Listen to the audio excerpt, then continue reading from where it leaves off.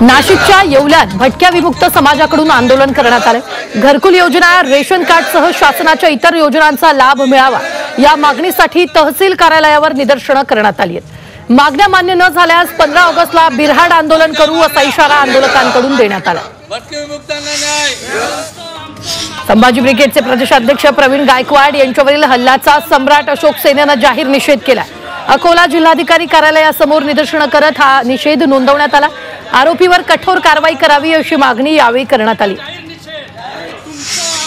नाशिकमध्ये आदिवासी आंदोलक आक्रमक झालेत। महाराष्ट्र राज्य रोजंदारी कर्मचाऱ्यांचं बिरहाड आंदोलन गेल्या 7 दिवसांपासून सुरू आहे।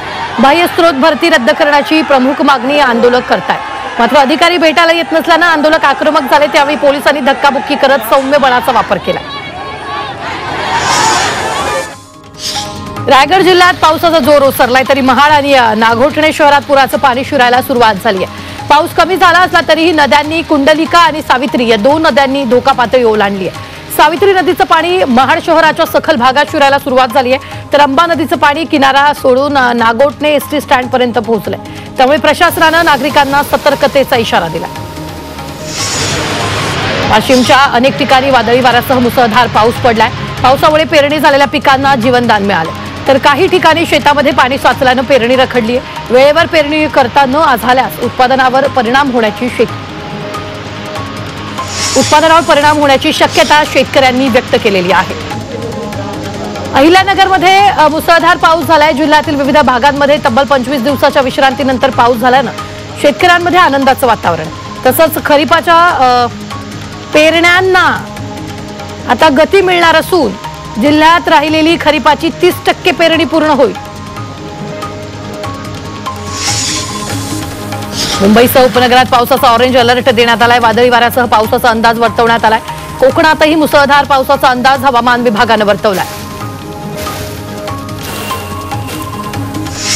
मुंबईत मुसळधार पाऊस सुरू आहे। मुंबईच्या पश्चिम उपनगरात सुरू असलेल्या मुसळधार पावसामुळे अंधेरी सबवे पाण्याखाली गेलाय। त्यामुळे या सबवे खालून जाणारी वाहतूक बंद करण्यात आली। नवी मुंबईमध्ये पावसाची संततधार सुरू आहे। यामुळे नवी मुंबईमधील सखल भागात पाणी साचलंय। यात सायन पनवेल महामार्गावर उरण फाटा इथं सखल भागात पाणी साचलं असून एपीएमसी मार्केट तुर्भे इथे रस्त्यावर पाणी साचले, तर पनवेलमध्येही पावसाची जोरदार हजेरी पाहायला मिळाली। महाबळेश्वरमध्ये पावसाचा जोर वाढला। मुसळधार पावसामुळे वेदना नदी दुथडी भरून वाहते। नदीचं पाणी महाबळेश्वर पाचगणी रस्त्यावर आलं असून वाहतूक धोकादायकरित्या सुरू आहे। पावसाचा जोर कायम राहिल्यास रस्ता पूर्णपणे बंद होण्याची शक्यता आहे। मुंबई गोवा महामार्गावरील कोलाड येथील उड्डाणपुलाचं काम रखडलं। या कामामुळे पावसाचं पाणी दुकानात शिरल्याचा आरोप व्यावसायिकांनी केला।